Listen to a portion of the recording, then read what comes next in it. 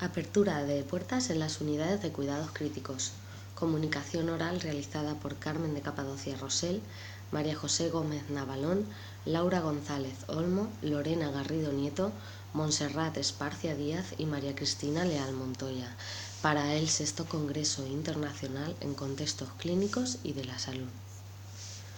Como introducción, ¿qué vamos a decir? Pues mira, pues la UCI representa un terreno desconocido para el paciente y sus allegados, representa un lugar hostil en el que se realizan cantidad de técnicas avanzadas y cruentas y donde los familiares pierden el contacto con su ser querido.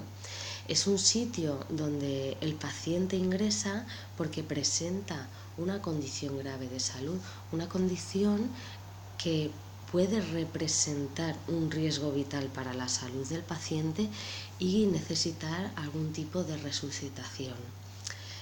Para ello, ¿qué vamos a hacer? Pues una monitorización constante de los signos vitales y de otros parámetros y controles exhaustivos de analíticas, radiografías con aparatos portátiles y cualquier otro tipo de procedimiento que nos ayude a reconocer el deterioro grave, el deterioro rápido de la condición clínica del paciente, porque nos puede llegar con un estado bastante estable e ir deteriorándose poco a poco o rápidamente. Como hemos dicho, en las UCIs el paciente pierde el contacto con los familiares o sus más allegados. ¿Esto qué pasa? Pues que va generando bastante ansiedad en el paciente al estar en un lugar donde no conoce a nadie. Y actualmente lo que se está intentando es hacer unas UCIs con puertas abiertas, como hemos dicho, con horarios menos restringidos para que los familiares puedan estar acompañando a los pacientes en la medida de lo posible.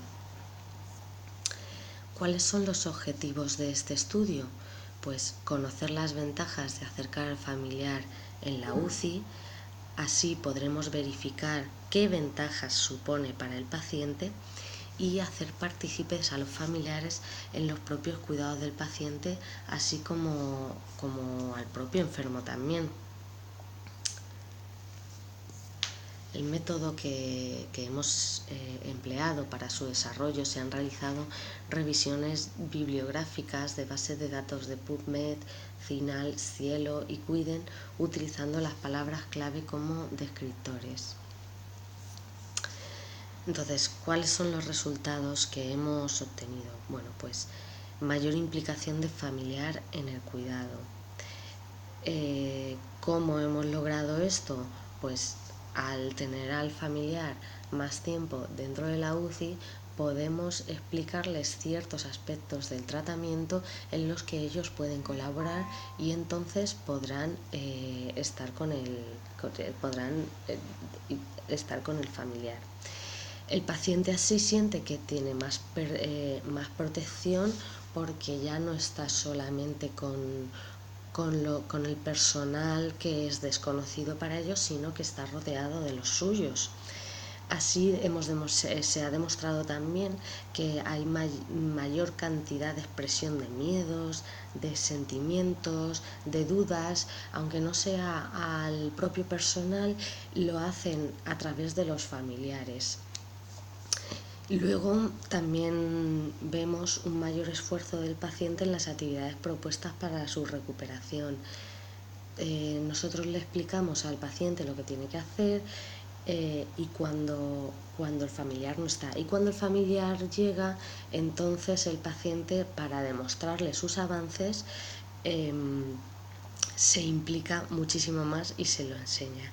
¿En qué actividades? Pues en fisioterapia respiratoria y en movilización activa de miembros inferiores y superiores. Es decir, tenemos un paciente, por ejemplo, vamos a llevarlo al terreno de un paciente respiratorio que después de estubarse ha pasado por una ventilación mecánica invasiva, luego el destete por una no invasiva y ha llegado al paso del Ventimask. Entonces nosotros le proponemos fisioterapia respiratoria con los incentivadores respiratorios, se lo enseñamos a él y a la familia, y el paciente se implica muchísimo para hacer esas actividades, para mejorar rápidamente.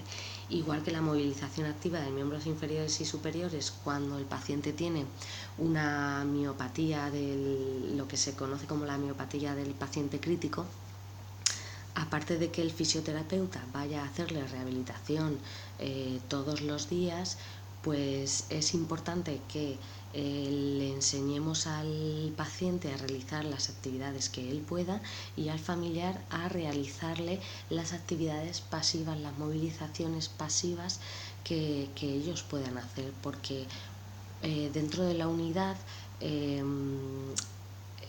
el personal que hay es el que lo realiza en su mayor parte, pero fuera de la unidad hará falta que esos familiares estén muy atentos y realicen esas actividades por el paciente o para ayudar al paciente. También hemos visto que hay un avance más rápido y positivo en el estado de salud del paciente, que aumenta el umbral del dolor, es decir, precisan menos analgesia al estar entretenidos, al tener un familiar pues, que les cuenta cosas que han pasado y el propio paciente le cuenta sus vivencias, pues se olvidan del dolor, tienen mejor estado de ánimo, porque los ven y se alegran mucho, y menos episodios de depresión. A la larga lo que se precisa es menos antidepresivos en las unidades de cuidados críticos. Pero también encontramos unos resultados negativos, que cuando los familiares son muy demandantes aumenta la ansiedad del paciente, no la disminuye como hemos dicho antes, sino que la aumenta. En ocasiones es contraproducente porque altera la tranquilidad del enfermo, empeorando el estado clínico del mismo. ¿Qué pasa? Que a veces cuando el familiar entra y empieza a estimular al paciente, este presenta más taquicardia, más taquipnea, dificultad respiratoria, los signos vitales, se va viendo que los signos vitales varían, la tensión aumenta. Entonces a veces no es bueno que el familiar esté presente tanto tiempo.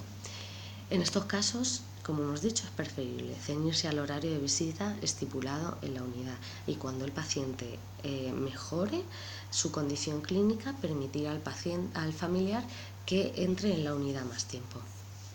Como conclusión, pues a pesar de que el beneficio, como hemos visto, parece estar demostrado, todavía no está totalmente extendido. ¿Por qué? Pues por problemas organizacionales de la propia unidad o del propio personal, actitud negativa del personal, que hay muchas veces que no quieren que los familiares estén presentes. El estado de la unidad, pues porque hay muchos ingresos, hay mucho follón, se están realizando muchas técnicas o lo que sea, y el propio estado del paciente que no está del todo bien para recibir una visita de más de una hora o media hora. Por lo tanto, lo que se concluye es que para todo esto lo que hay que hacer es individualizar las visitas, ampliar aquellas que beneficien al enfermo y ampliar o restringir según el estado del enfermo y según el estado de la unidad.